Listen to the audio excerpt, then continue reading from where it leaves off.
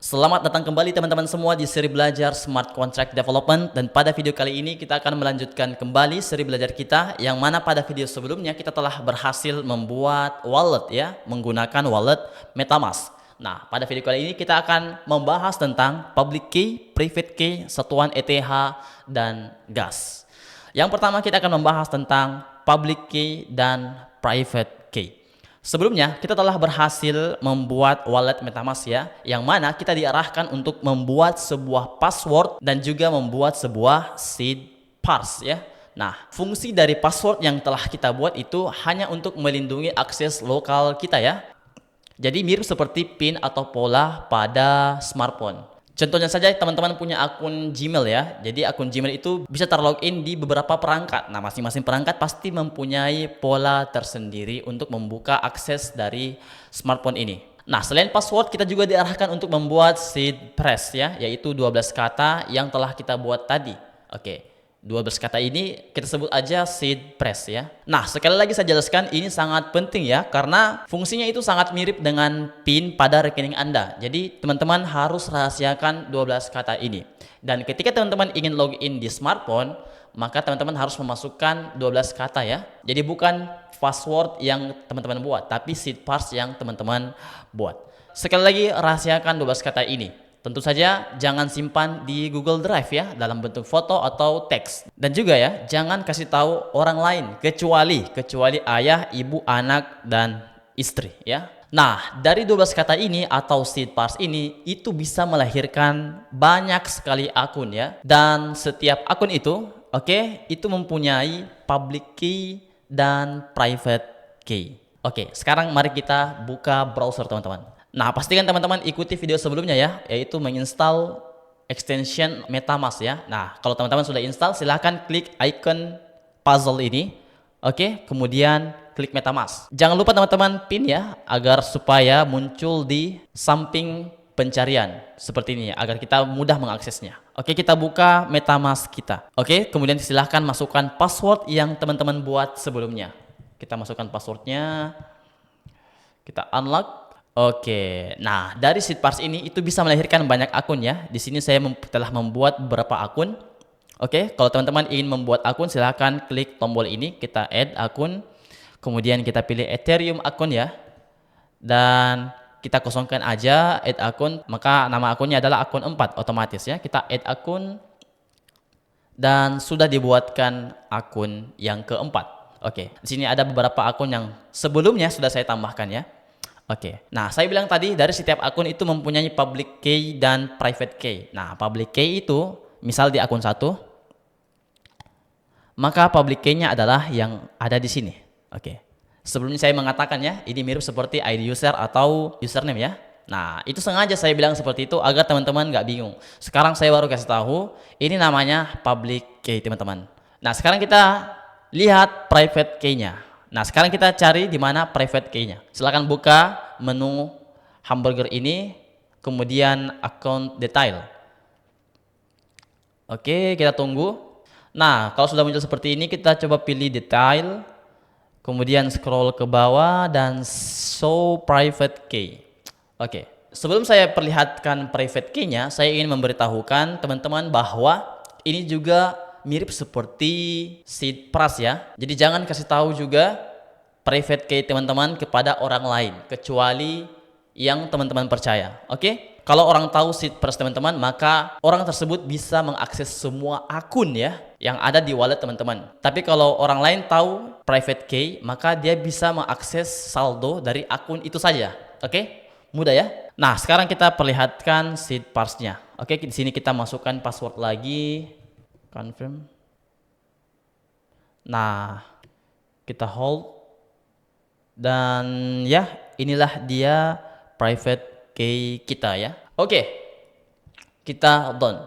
Nah sekarang kita bahas fungsi dari public key. Nah fungsi dari public key ini itu mirip seperti nomor rekening ya. Misal teman-teman ingin kirim saldo ke orang lain, maka tentu saja teman-teman harus tahu nomor rekening dari orang tersebut ya. Nah, begitu pula dengan public key ini. Misal teman-teman ingin mengirim beberapa Ethereum ke teman Anda, maka Anda harus tahu public key dari teman Anda. Nah, sekarang kita akan membahas satuan ETH atau Ether. Oke, teman-teman silakan buka browser lagi, kemudian kita buka Remix IDE kita ya. Nah, kalau sudah terbuka, coba buka di menu deploy ya, deploy and run transaction. Nah, di sini, oke, di bagian value yang di sini, oke. Nah, di sini ada 4 ya, ada 4 pilihan. Ada Ether, Vine, Gwei, dan Wei. Ini semua adalah satuan dari Ether, teman-teman. Jadi Ether adalah satuan paling besarnya, kemudian di bawahnya ada satuan Vine, kemudian di bawahnya ada satuan Gwei, kemudian ada Wei. Yang mana Wei ini adalah satuan terkecil dari jaringan Ethereum. Oke, kita bahas satu-satu. Nah, di sini sangat mudah dipahami ya. Satu Ether itu sama dengan 1000 Vine. Satu Vine sama dengan 1 miliar Gwei ya, dan 1 Gwei sama dengan 1 miliar Wei. Oke. Nah, sekarang kita hitung satu Ether itu ada berapa Vine, ada berapa Gwei, ada berapa Wei. Oke, satu Ether sekali lagi sama dengan 1000 Vine. Kemudian satu Ether itu sama dengan 1 triliun Gwei. Oke, 1 triliun Gwei. Dan satu Ether sama dengan ini ya, ini nolnya ada 18, 6, 12, 18. Oke, Wei. Ini saya nggak tahu, ini saya sebutnya apa ya, saya nggak tahu ya. Kalau teman-teman tahu silahkan komen di bawah. Nah, untuk Gwei, oke, itu adalah satuan paling umum yang digunakan untuk gas price, oke. Apa itu gas price? Sabar, kita akan bahas nanti. Kemudian yang Wei itu adalah satuan terkecil dalam Ethereum.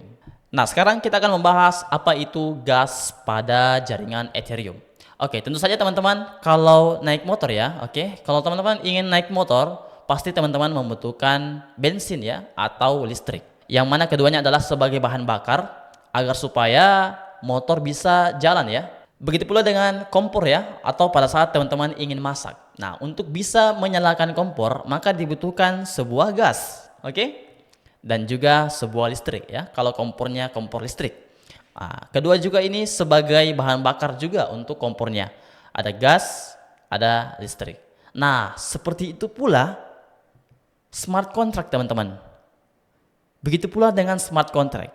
Agar supaya smart contract itu tersimpan di blockchain, oke, atau di deploy dan atau dijalankan, bisa dijalankan, maka kita butuh bahan bakar teman-teman. Kita butuh bahan bakar, dan bahan bakarnya itu adalah Ethereum.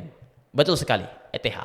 Nah, itu berarti gas pada jaringan Ethereum adalah biaya kerja yang dibutuhkan untuk menjalankan transaksi atau kode di jaringan Ethereum. Oke, ini adalah sebuah biaya kerja untuk menjalankan kode ya. Gas itu sama dengan biaya komputasi atau tenaga. Oke, sangat-sangat mudah teman-teman. Nah, silakan buka Remix IDE di browser teman-teman, kemudian di smart contract Hello World kita compile, oke. Kalau sudah, kita deploy teman-teman ya. Di sini langsung kita pilih dan deploy. Oke, di sini coba kita lihat lognya, oke. Dan silakan klik arrow ini. Nah, di sini kita bisa melihat gas ya, gas dan juga transaction cost. Nah, transaction cost ini adalah gas price teman-teman. Maksudnya biaya yang dibutuhkan untuk mendeploy. Nah, kalau teman-teman lihat di sini, oke, di bagian menu account, maka saldonya sudah berkurang ya, menjadi 99,99999 Ether ya. Jadi sangat-sangat kecil gas price yang dibutuhkan untuk mendeploy smart contract Hello ini. Oke, coba kita ganti akunnya, misal ini, kita deploy ulang, dan lihat sekarang saldonya sudah berkurang ya. Dan sekali lagi kita bisa melihat berapa biaya yang dibutuhkan untuk mendeploy smart contract ini. Maka di sini ada transaction cost, gasnya itu membutuhkan sekitar ini ya, bisa teman-teman lihat. Dan satuan yang digunakan di sini, oke, karena kita menggunakan EVM, Ethereum Virtual Machine, oke, Remix VM, maka dia menggunakan satuan Wei teman-teman, Wei. Jadi ini satuan Wei ya. Jadi sangat-sangat kecil biaya gas yang digunakan untuk mendeploy smart contract Hello World kita. Jadi sangat-sangat mudah ya.